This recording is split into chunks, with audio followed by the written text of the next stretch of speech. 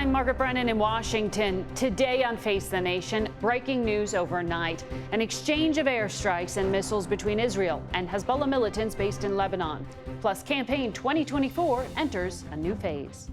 In what Israel is calling a preemptive strike against Hezbollah targets inside Lebanon, and with what Iran-backed Hezbollah militants say is a retaliatory response, this morning there remains hope of avoiding a wider conflict in the Mideast. We'll have a report from Tel Aviv, and Trump administration National Security Advisor Lieutenant General H.R. McMaster will also be here. Plus, how will the Harris-Walz campaign keep their momentum going following their glitzy Chicago convention? The record $540 million raised in the last month will certainly help. But how will they tackle tough challenges on the economy, the Mideast, and immigration policy? A strong middle class has always been critical to America's success, and building that middle class will be a defining goal of my presidency. Meanwhile, former President Trump struggles to find the right tone for his campaign. They say to me, "Sir, please stick to policy. Don't stick to personality." We'll check in with two congressional Democrats, Summer Lee from the all-important swing state of Pennsylvania, and Pat Ryan, who's defending his battleground district in New York. Oklahoma Republican Governor Kevin Stitt will also be here. Finally, with new COVID vaccines arriving at the end of a summer surge and ahead of the fall, we'll check in with former FDA Commissioner Dr. Scott Gottlieb. It's all just ahead on Face the Nation.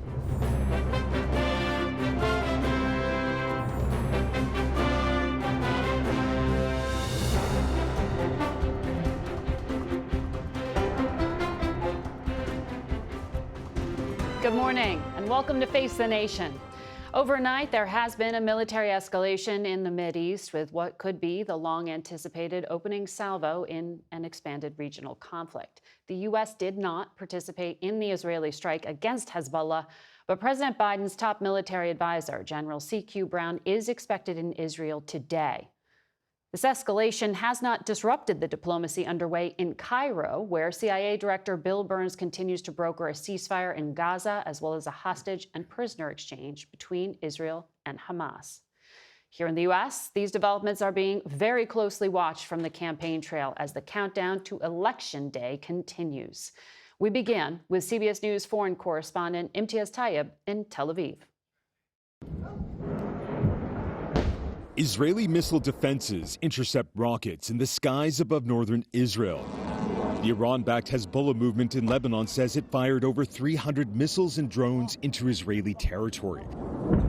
But Israel's military said the attack could have been much larger had it not carried out a massive overnight preemptive strike inside southern Lebanon, apparently involving around 100 fighter jets. Hezbollah has said its strikes were in retaliation for the assassination of Fuad Shukr, one of the group's most senior commanders, in Beirut last month. We were at his memorial service shortly after he was killed. The calls to avenge Fuad Shukr's death and that Israeli assassination are only growing. People here want revenge. A revenge attack that took Hezbollah nearly a month to carry out. How long can... Kim Gattas is a contributing writer at The Atlantic and author of Black Wave. So it feels to me as though everybody's, in a way, taking their time to make sure that everything is choreographed, telegraphed, in a way that allows it to be contained. And at least 3 fighters were killed in the Israeli strikes on Lebanon, and Hezbollah says it killed 1 soldier in Israel. While it's hoped the threat of an all-out regional war stays contained, Margaret, Hezbollah is already warning this morning's attack was only the first phase. Imtiaz Tayyib in Tel Aviv. And we're joined by the Israeli ambassador to the United States, Michael Herzog. Ambassador, good to have you here. Good morning, Margaret. So we just heard about the casualties. Tell me, was this friendly fire? Did Hezbollah, as they claim, actually cause some Israeli casualties? So what happened yesterday is that we identified concrete planning and preparation by Hezbollah to launch a massive missile and drone attack into Israel. And we carried the real-time operation in order to degrade those capabilities that were about to be launched at Israel. We were successful. Nevertheless, they launched several hundred rockets into Israel and also drones that were aimed at central Israel, and we intercepted all of them. One of our soldiers was killed by the debris of Israeli interceptors. Do you assess at this point that we are escalating towards a regional war, or that we are taking a step back? Is there risk of escalation? I believe that the success of our operation yesterday prevented an escalation to a major war. The threat is still there. We still need a settlement with Hezbollah in southern Lebanon. They followed Hamas by launching a war at Israel on October 8th. And have been firing thousands of rockets into Israel since then. We give a chance to diplomacy, and we hope it works. But if not, we have nearly 70,000 people in Israel, northern Israel, away from their homes, refugees in their own country, and we have to make sure they can go back safely to their homes. Mm-hmm. And many in southern Lebanon also unable to return to their homes. It's being reported that Israel and Hezbollah have been trading messages back and forth not to escalate. I know that the Qatari Prime Minister is headed to Iran tomorrow with a message not to escalate. Do you believe that you can avoid a direct attack by Iran on Israel? I believe so. I think the Iranians are contemplating an attack on Israel, but decided for now to put it on hold. And I think the main reason for that was deterrent messages from Israel and the US and a very strong US posture in the region, which tells you that you can deter them. There are 40,000 US troops now in the region. What is it that you think General C.Q. Brown will do when he arrives in Israel later today? Is this further planning for potential attacks? Well, as I said, we do not seek war, and we don't believe that they seek war. However, there's room for miscalculation. And I think part of his regional visit is to make sure that everything is under control. Again, the US posture in the region is very strong. I think played a role in deterring Iran. In Cairo, you mentioned the diplomacy that is underway. The CIA director, Bill Burns, is there. Brett McGurk, one of the president's top advisors as well. Hamas has sent a political delegation to Cairo. Now, we know it is Yahya Sinwar who is the ultimate decider here. But do you see that there is momentum in these talks? Is a breakthrough that brings home the hostages possible?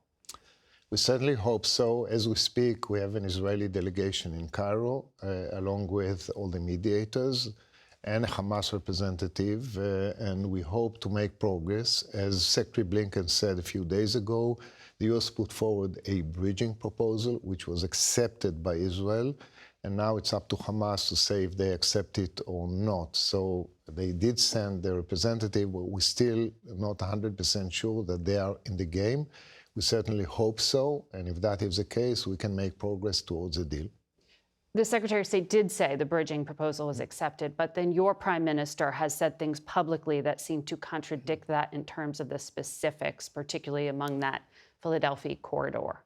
What is reality? The reality is that we're not obliged to leave the Philadelphia corridor at this phase. We are reducing our forces there. We had constructive talks in Egypt a few days ago. We are well coordinated with the U.S. administration. We're waiting for Hamas to see if they are in the game.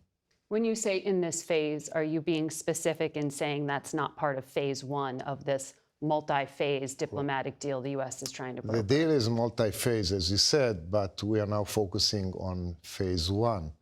And phase one, we hope to get as many live hostages out as possible. It comes with a pause in our military operation for at least 42 days. And in that period, we hope that, again, we can get out as many live hostages as possible. Every day that passes endangers their lives. Ambassador Herzog, thank you. Thank you. I know it's been a long night, so I appreciate you being live with us this morning. Thank you. And we are joined now by CBS News foreign policy and national security contributor, retired Lieutenant General H.R. McMaster. He has a new book out, At War with Ourselves, My Tour of Duty in the Trump White House, about his service there as National Security Advisor. Welcome back to the program. Just on the news of the moment, CENTCOM has about 40,000 U.S. troops in the region, this real muscular show of force. How concerned are you about miscalculation and blowback to those U.S. forces? Yeah. Well, what I'm concerned about, Margaret, is that those forces will be constrained in what they're able to do in response. I think what we've seen is a reluctance to act like we know what the return address is for this violence. And, of course, the return address is Iran. And I think all Americans, exactly? Well, what it means is Iran is pursuing a strategy that in which it is willing to expend every Arab life, every Palestinian life, every Lebanese life in pursuit of its objective of destroying Israel. Meanwhile, Iran is continuing to funnel weapons not only into southern Lebanon, but to essentially a proxy army in Syria, into the West Bank. And this is why the Philadelphia Accord is so important to Israel, is to keep Hamas isolated from a resupply from the Iranians as well. At the same time, Iran is racing to produce a nuclear device. So I think what we have to recognize is this horrible situation in the region that's been going on for 40 years, right? It's important to remember that Stricker, the Hezbollah commander who was killed, and who the Hezbollah is now trying to launch these attacks in retribution for that. I mean, he was responsible in part for the 1983 bombings that killed 241 Marines. So in 1983. So this has been going on for decades, and I think that the narrative that you constantly hear about turning down the temperature, escalation management, the reluctance really to confront Iran directly and impose cost on Iran, that actually gives Iran license to escalate on their own terms with impunity.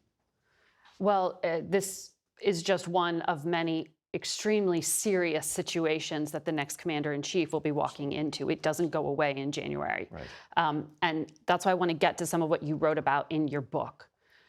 You had this front row seat. You advised Donald Trump on very sensitive national security matters. You write, he found it difficult to distinguish, quote, between those who brought him sound analysis and those, real or imagined, who brought him hackneyed bromides. He'd say outlandish things like, go bomb the drugs in Mexico, or why don't we take out the whole North Korean army during one of their parades? If Trump wins re-election, will he be able to recruit high-quality advisors who can actually help him make sound decisions? Margaret, I think so, especially in confirmed positions, and if it's a Trump administration. Because Congress would stop him from putting someone who isn't quality? Is that what you're saying? Yeah, I think so. I think so. And there are people who are willing to serve who can help do what we tried to do in that first year. And, the narrative around that first year was all about chaos, but we got a lot done. In fact, the story is largely about overcoming that kind of infighting, that war with ourselves, to produce policy outcomes that advanced America's interests. One of those was a dramatic reversal of the Obama administration Iran policy, which sadly the Biden administration has put back into place. Well, Iran continued with its nuclear development after Trump exited the nuclear deal against the advice of his Secretary of State and his defense secretary. So I'm talking more about like the sanctions relief, Margaret, and the degree to which not enforcing the Trump era sanctions had really resulted in about $100 billion transferred to the Iranians, which they've used to intensify their proxy wars in the region, from Iraq to Yemen to Syria to Lebanon, and obviously to Gaza with the October 7th attacks. You detail specific examples of China's Xi Jinping, Vladimir Putin, even Israeli Prime Minister Benjamin Netanyahu manipulating Donald Trump, and you saw it as it happened. You wrote that Trump's lack of historical knowledge made him susceptible to Xi Jinping's efforts to generate sympathy. So what is the scenario you fear, that in a second term, Donald Trump pulls U.S. troops out of Asia, or that he brokers a transaction to give up Taiwan? Right. Well, I write in the book, Margaret, about this dissonance, that Donald Trump carries with him, these opposing ideas that sometimes he finds it difficult to reconcile. And that's why I think it's important that he has a competent team around him to help him identify his own agenda. I mean, the story in At War with Ourselves is in large measure my effort to guard his independence of judgment, because in any administration, there are people who try to manipulate a president into decisions. They don't want to give a president options. What my experience was during that first year and a period in which we put into place a lot of these big shifts in policy is if you give him best analysis, if you give him multiple options, it's in the comparison of those options that he can consider the long-term costs and consequences and make sound decisions. Also in the book, though, Margaret, I write about at times, he finds it tough to stick with those decisions. Yeah. Because people know kind of how to push his buttons, especially buttons associated with maintaining the complete support of his political base. Manipulate him.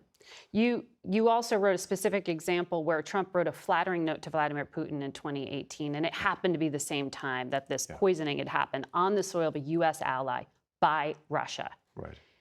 When you got home, you said to your wife, after a year in this job, I cannot understand Putin's hold on Trump. Yeah. How do you explain that now? Well, I explain it in the book. I try to place the president's belief that he could have a good deal with Vladimir Putin in context of the two previous presidents who thought that they could have a good deal with Putin. But also, President Trump, and people know this, he likes big splashy deals. He was pursuing that with Putin. He was pursuing that with Xi Jinping. Mm-hmm. And of course, Putin is the best liar in the world. And so I struggled, Margaret, should I write about how Putin tried to manipulate President Trump or not? And I thought, well, Putin knows how he was trying to do it. So maybe in writing about how Putin was trying to press Donald Trump's buttons, that will make a future President Trump, if he's elected, less susceptible to those kind of tactics. Because he, on the campaign trail, argues these counterfactuals that Putin was afraid of him, that Putin wouldn't have invaded Ukraine if he had been president. Well, he has a point in a couple of areas. In that first year of the Trump administration, I tell the story of how we imposed more sanctions on Russian entities in that 1 year than the previous 8 years of the Obama administration. And the really critical decision, though, Margaret, I think, was to provide the Ukrainians with defensive capabilities, especially in the form of Javelin missiles. Right. But in the area of inconsistency, I also tell the story about how that support was suspended, to get evidence of the Biden family's corrupt activities in Ukraine. The grounds for impeachment, which basically you're saying were justified. Right. So there's an element in the story about how he can make really sound decisions and disrupt things that need to be disrupted in terms of foreign policy and national security, but oftentimes struggles to hang on to those decisions and see them through. H.R. McMaster, thank you. It's an interesting read. Thank you, Margaret. We'll be right back. We turn now to Pennsylvania Democratic Congresswoman Summer Lee. She joins us from Pittsburgh. Good morning to you, Congresswoman. Good morning. Our CBS polling shows that a majority of Americans, 59% of them, think the U.S. should encourage Israel to stop or decrease its military actions in Gaza. At the Democratic convention, Vice President Harris received loud applause for these remarks. President Biden and I are working to end this war such that Israel is secure, the hostages are released, the suffering in Gaza ends, and the Palestinian people can realize their right to dignity, security, freedom, and self-determination. Now, that is largely just restating existing U.S. policy. Do you think that's sufficient outreach to those who felt the administration hasn't expressed empathy? I think that, I think people who are experiencing this, right, who are outside of the arena, who have been organizing since October, that is a step. But I think that what they really were asking for was, of course, the opportunity to speak for themselves.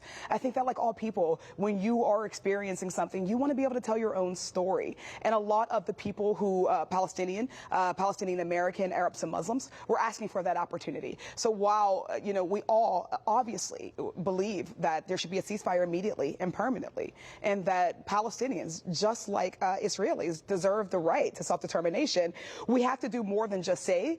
that we believe that. We have to actually take steps that are going to evidence that, take steps that are going to show that we're willing to start to listen to people who have been outside of the political, I would say, conversation for so long. Yeah. It's been a third rail, and there's going to be a lot more work that we have to do to show to this demographic that the Democratic Party includes them in its big tent, includes them in our foreign policy considerations, and also includes them in our conversations around humanity and human rights.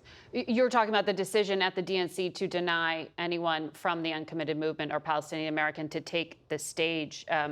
Congressman Ro Khanna tweeted, "It was a tragic mistake, perpetuating the erasure of the Palestinian story and voice." Why do you think Democratic leaders resisted it, and is it a self-inflicted wound? I think that there has been, and I think that if you really look at this, long before October 7th, it was almost taboo to talk about Palestinians, to talk about the experiences that they have and that they continue to have in our politics. And I think that this was a continuation of it. To put on stage, first of all, I think it's important that we recognize that even the way we talk about the movement is in a way that sometimes is a little wide, is broad. It doesn't always take into account what folks are arguing about. I think that whether it's the Black Lives Movement or the movement for Palestinian rights, there's always this rush to say that their movement, the ways that they protest, the tactics, the strategies are inconvenient. And I think that that's just the way that we've done it, especially when we're nervous about a presidential election that we all know is incredibly important. Defeating Trump is the top concern. But we can do that, and we can also give space, create space for people, voices that are marginalized. We missed an opportunity to do that here. And in doing so, what we are essentially saying is that every Palestinian thinks the exact same way, that all folks who are protesting, who are voicing their concerns, are one group and not individuals, not all folks who are coming with different perspectives. I think that there was room and space to say that there is room in the Democratic Party for that particular perspective as well. This was a historic nomination of Vice President Harris as the first Black, first South Asian nominee of a major party. She's chosen really not to talk about the historic nature of that. Do you think that she should? I think that it speaks for itself. You know, I think that there is, zero chance that folks all across America do not recognize that she would be the first Black woman, the first South Asian woman in person to be not just our party's nominee, but hopefully our president. So to talk about it, it's almost a filler. I think that what they're doing and what they should be doing is talking about the issues, talking about the things that are not just unique to women, Black women, Asian women, but actually the things that make her qualified for the job. Her resume, the policies that bring Democrats to vote, on November 5th. Let's talk about those things. Focus on. We all know there's history here. Congresswoman, let's talk about those things on the other side of this next break. Stay with us.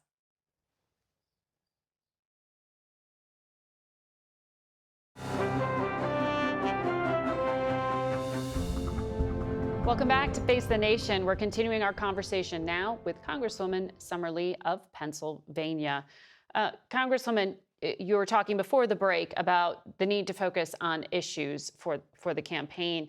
This past week, former Speaker Pelosi stated Vice President Harris will, quote, have to govern from the center because that's where the public is. I know you are a progressive Democrat. Do you think that this pivot to the center, particularly on issues like the border and immigration and crime, are they going to hurt support for the Harris-Walz ticket, or is it what's required? Yeah. So I have to say, and I like to hope that we're able to do this. I have to disagree a bit. I think that we have data, we have polling, we have anecdotal evidence from Americans all over the country, but especially I'm in Pennsylvania, in a swing state, where we're not actually asking for our candidates to run away from progressive ideals. We're asking them for them to run to them. There's this idea that to say that having health care or an equitable education or even talking about immigration reform in the border in a humane way is somehow to the left. But I think that that's what the average American wants. And I think that in very many ways, we've ceded ground to Republicans, especially around immigration. They have the tendency of talking about it in an incredibly fear-mongering and inhumane way. And I don't think that it's wise that we join them in that. I think people want to see us distinguish ourselves as a party. I think they want to see that we offer solutions for working class people, for marginalized people. And I think that we can do that vocally and proudly and still bring people to the party and not have them run away from it. Okay, so that means you disagree with the Harris endorsement of the bipartisan border bill, which was a fairly conservative bill. And that's the policy stated for what the vice president would enact if she's elected. I think that what I like to hope, I hope that what I think so many of us want to see, and not just progressives, I mean, even just Democrats, is that we can recognize that we need comprehensive immigration reform, that there are millions of folks in America who are impacted by this, folks who want to come here for a better life, who are looking for opportunities, and they are finding that the pathway, the window to achieving those opportunities is shutting, not opening. We know that in the past, there were systems in place that created an easier pathway for folks to attain citizenship, for folks to work, for folks to contribute. And that's what people want now. And I think that we need to be real about the solutions, what's driving folks to our border, and what's driving folks to want to make a life here in the United States at the same time. All right, Congresswoman Lee, thank you for your perspective. For a slightly different one from a fellow Democrat, we are joined now by New York Congressman Pat Ryan. Good morning. Hey, how are you doing, Margaret? I'm doing well. You know, you were at the DNC this week speaking on stage. You were one of the very first House Democrats to call out and publicly say Joe Biden needed to pass the torch. You're in a tight re-election race in Hudson Valley, New York. Do you think that having Kamala Harris at the top of the ticket makes it easier for you to win than if Joe Biden had stayed? Without question. I mean, coming out of the DNC and for the last now month plus, we have just seen such energy, such enthusiasm, such true joy and optimism at a time when, even this morning in your coverage, it's a challenging, dark, and divided time. And that's what people in my district are desperate for. That is what we've been working on. When Kamala Harris talks about freedom, patriotism, reproductive freedom, economic freedom, freedom to breathe clean air and water, that is what folks, regardless of party, they want to believe in something, to be for something. And she has delivered that. And I think over the next 72 days, we're going to see that momentum continue to build. The former speaker points to 5 seats in New York State as determining the difference between Democrats having a minority or majority spot in Congress. You are one of those seats. Do you think that now Democrats have a better shot at gaining the majority? Yes, no Definitely. doubt. No doubt. It's just been a sea change. I mean, I won my last race by 1.3%. Exactly. Very attuned to what's happening in my district and talking to folks all day, every day. It has been just kind of putting rocket fuel into a jet engine and seeing blast off. It's so important, I think, to understand. It's one thing to be against a set of things, right? But to be for a set of things and for core freedoms, that's rallying people. So then let's put this in specific terms, because some of the policies aren't that different from Joe Biden's policies. In fact, they're exactly the same on the border. And you, when you issued that statement calling for Biden to step aside, you called for him to restore order at the border. Your district has been hit with a lot of migrants being sent from New York City up to the Hudson Valley. What is any different about the Harris platform on the border? I served 27 months in combat. I know what it means to secure a border, and I think foundational to the responsibilities of a nation state is to secure the border. That's not a partisan thing. That's a widely held view. So I did, call on and sort of call out President Biden in not doing enough. But that was the Biden-Harris policy. They've stepped up.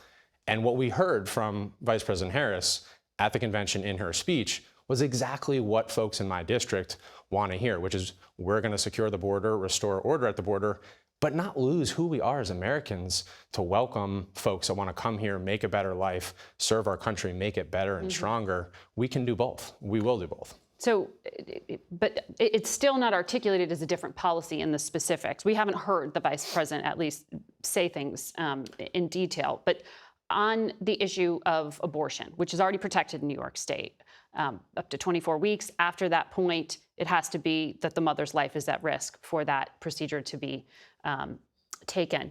But it's going to be on the ballot in some form or fashion in November. Do you think that this is just about driving up turnout? The whole founding... It's already protected. The whole founding ideology of our country is about freedom. People don't forget that just 2 years ago, Trump's appointees to the Supreme Court ripped away a fundamental freedom. There have been more states across the country now taking away Americans' freedoms. You want to piss off the American people? Take their freedom away. And so this is not like a political thing. Again, this gets to the core of who we are. And so in New York, things like the Comstock Act that are on the books, outlined in Project 2025, even without congressional action, the hypothetical Trump administration says they can put in place essentially a backdoor national abortion ban. We are standing up against that as Democrats, really as Americans, though. And that will be a huge issue in my district. Trump and Vance haven't been very clear on the Comstock Act. I asked J.D. Vance a lot of questions about it just a few weeks ago. Just to put that aside, though, I want to ask you about Afghanistan, because in your call for Joe Biden to step aside, you also pointed to that as a Biden-Harris problem. In fact, you said it was a strategic and a moral failure, that withdrawal. The vice president says she was that last person in the room on that decision. Is that failure also hers? We've got to stop assigning partisan blame on fundamental things like our national security. I said it as an American. I said it as somebody who served in combat, who had friends that served in Afghanistan. If we can't make mistakes and wrestle with that with a little bit of space to do better in the future, how do we expect to continue on the next 250 years as this great country that we are? So we have to be, and I've called on presidents of both parties when I disagree with them on behalf of my constituents, on behalf of what I think is right for the country. So we have to be able to do that. I bring that up because we are coming up on the 3-year anniversary of that withdrawal and that fatal attack at Abbey Gate where 13 service people lost their lives in that ISIS-K suicide bombing. The family members of some of those service people took the stage at the RNC and said that President Biden hasn't spoken their names and how hurtful that was to them. Do you think the vice president should speak to that now, this week? I'll let the vice president make her decisions about things like that. What I do think we need to recognize is, you want to talk about how we're speaking to veterans and military families. Just 10 days ago, Donald Trump got up and said, Medal of Honor recipients, the most revered heroes in our country's history. There's only 62 living Medal of Honor recipients in the United States. He directly denigrated and insulted them on top of years of insulting Gold Star families, calling our troops suckers and losers. That's something I spoke about at the convention. And I believe we're in a place where the Democratic Party is a party of patriots. Folks voting for Kamala Harris can feel that they are doing, and I certainly feel, their patriotic duty to bring our country together, stop insulting veterans and military families that have made the ultimate sacrifice. And Kamala Harris has done that and will continue to do that. But it would mean something to those in your district if that loss was acknowledged this week? Well, I think that it would mean a lot to the family members, of course, to acknowledge their loss. And we've lost far too many veterans, not just in active duty combat, but we've talked about this before, coming home. We've now lost more Iraq and Afghanistan veterans to suicide than we lost in active duty. So we need to properly fund the VA, another thing that Donald Trump failed to do. So these are important, stark choices ahead. Congressman, good to have you here. Thanks, Margaret. We'll be right back. We go now to Republican Oklahoma Governor Kevin Stitt from Oklahoma City. Good morning to you, Governor. Hey, good morning. Good to be with you. So one of the biggest drivers of inflation right now are shelter costs. And I know in a previous life, you founded a mortgage business. So I want to tap into something that's also a problem in Oklahoma, and that is the housing shortage. Donald Trump was asked earlier this week when he was out campaigning in Nevada his plan, and he said he would like to release more federal lands to allow homes to be built. Is that sufficient? Well, first off, thanks for having me on. You know, I'll tell you this, as a businessman, before I became governor, I was in the mortgage business.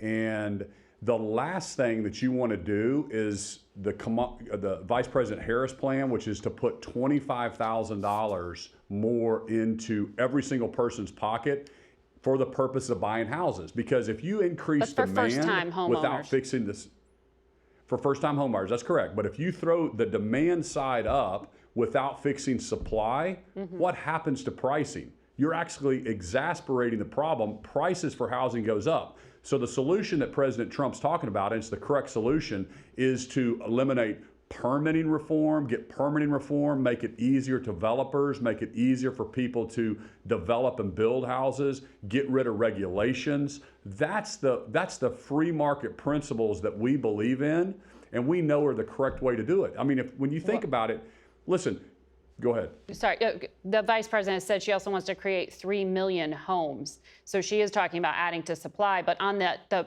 Republican Party platform, because we went to look at it, it says that Republicans will reduce mortgage rates by slashing inflation. That's really a Fed decision, right? But also open portions of federal lands to allow for new home construction. Sounds very much the same as the Harris plan. And then promote home ownership through tax incentives and support for first-time buyers. Also sounds very similar to the Harris plan. So what's different? Well, first off, there are so many first-time homebuyer programs right now. And my question to you, and this is a great question for Vice President Harris, who's going to build the 3 million homes? Yeah. I mean, basically, we believe either in a free market system or we believe in government intervention. And so the bottom line is you're going to drive up the cost. The reason we have 20% inflation under a Biden-Harris administration right now is because of all of the attacks on energy, for example, the bureaucracy. We need permitting reform. We need deregulation. We need to unlock American businesses to meet the needs of Americans. Basically, when you have municipalities stopping new developments for lot sizes and for first-time home buyers, that's the things you need to do by increasing and throwing more money and giving, like, think about it for a second. This ticket, and I know Governor Walz, I'm friends with him in the National Governors Association. He's a nice guy. I've met Vice President Harris a couple times. She seems like a nice person. But if you think about the Democratic ticket, they've never worked in the private sector. And so their policies are showing that. You can't give every single first-time home buyer $25,000 and expect the prices of houses to come down. That's just not the way the economy works. That's socialism. That's communism. Well, yeah, it's not clear what the Republican platform means when they say tax incentives and support for first-time buyers. So it's not clear to what their detailed option is when they say also helping those first-time buyers. But on the economy, your state has a law that prohibits an increase of more than 10% for the price of goods and services during emergencies. The Harris campaign wants federal restrictions on those kind of price jumps. Why do you oppose it at the federal level if you have something at the state level? Well, what we're talking about on the state level, if we have a natural disaster, for example, if there's a tornado that comes through one of our communities, we don't want out-of-state people coming in and price gouging as far as roofing, materials. So when I declare an executive order and say this area of the state has been hurt, it's for a short period of time. It's maybe for a month. And that's just to protect the people from really people coming in to try to make money off of this disaster. So that's totally different than what I see this administration, the Vice President Harris, recommending. So she's saying, here's the problem that doesn't make sense to the American people, and you need to question her on this. Okay, so she's going to tell grocery stores that the maximum you can pay for milk and charge for milk is $1.99. Well, what happens to the farmers if the costs are more than that? Yeah. Okay, what are they saying they're doing? I would love to put those questions. What's price control then? I got you for a question. You are backing President Trump. Early on, you had supported the governor of Florida, Ron DeSantis, and he had warned Republicans about this. You're not going to be talking about the border. You're not going to be talking about the economy. You're going to be talking about all these things to make the election a referendum on Donald Trump. Whereas, if I'm the nominee, we'll be solely focused on the issues that matter to the American people. Is President Trump getting in his own way on his own messaging? You know, I'm not going to defend what Vice President Harris said in the convention against President Trump or what President Trump is saying. This is not about winning an argument, and I think the American people are really tired of that. We have to get back to asking questions about policy, and Vice President Harris' policies have led to 20% increase in inflation.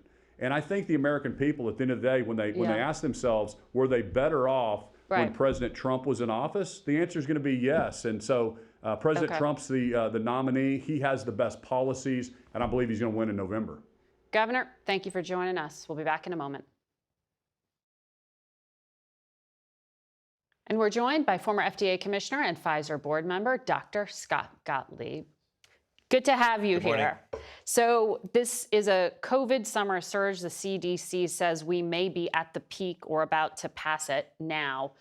The Biden administration has just made free testing available that'll come at the end of the month.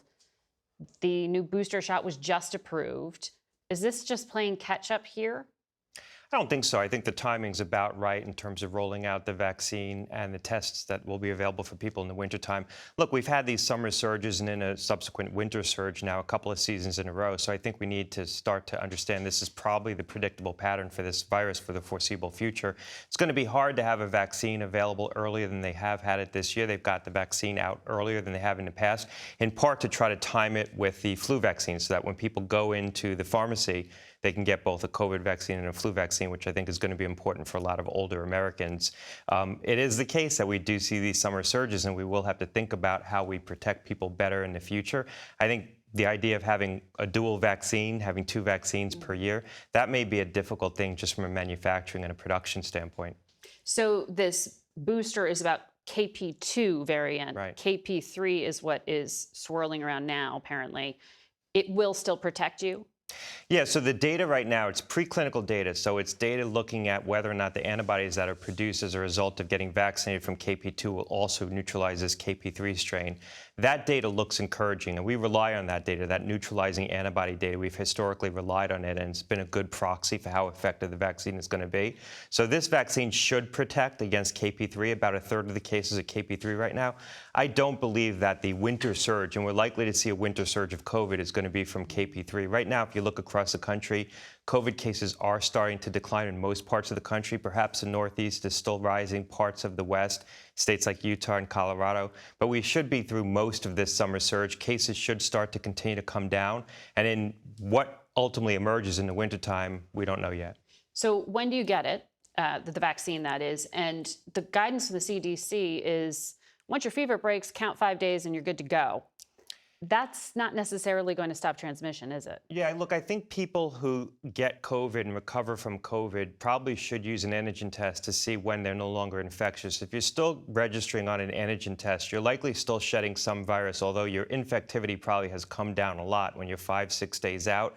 I think for Americans who are going into settings where there's people who are at risk, where they work in confined spaces, where people may be vulnerable, they may need to take some added precautions if they're recovering from an infection and still testing positive on the antigen test. There's no really, golden rule in terms of when people aren't infective anymore. If you want to be vigilant, use an antigen test to look for that. In terms of when to get the vaccine, for most Americans, getting it sometime in September, maybe early October, is going to be sufficient to try to protect them from that winter surge. I think a lot of Americans who are worried about the current surge, and there's still a lot of virus around, could go out and get the vaccine right now because they could still catch COVID from this current wave of infection. For people who've been infected, they likely have several months of good protection from that recent infection. So they may want to wait a little bit longer. That way, when they do get vaccinated, maybe late October, that vaccine will extend further. Because we know that the immunity provided by the vaccines only lasts a defined period of time, 3, 4, 5 months.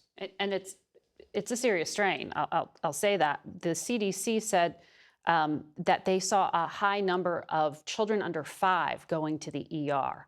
Why are kids being impacted like that? Well, part of that is that kids don't have baseline immunity. So a lot of adults have baseline immunity. So when you look at the statistics on who's going to the emergency room, overall about 2.4% of all emergency room visits are for COVID right now. But for the cohort over the age of 65, that's about 3.4%. So 3.4% of all people over the age of 65 who go to the emergency room for any reason are going there for COVID. In children under the age of 5, it's 5.8%. So a higher proportion of kids who go to the emergency room are going to the emergency room for COVID. They're getting sick because they don't have baseline immunity. They haven't been infected before. They haven't been vaccinated. I think part of it's also that parents are more likely to take a sick child to the emergency room than take themselves to the emergency room. So that's some of what's baked into that. It's hard to get a kid vaccinated, though. It's hard to find a place that vaccinates toddlers. So if you think of CVS, for example, most of their pharmacies won't vaccinate toddlers. It's only the pharmacies that have minute clinics. A lot of pediatricians don't stock the under 5 vaccine because a lot of parents aren't asking for it. If your pediatrician doesn't have the vaccine, you want to vaccinate your child, you can ask them to order it, and it should be available within 24 to 48 hours. All right, Dr. Gottlieb, I have so many more questions for you, but we have to leave it there for right now. We'll be right back.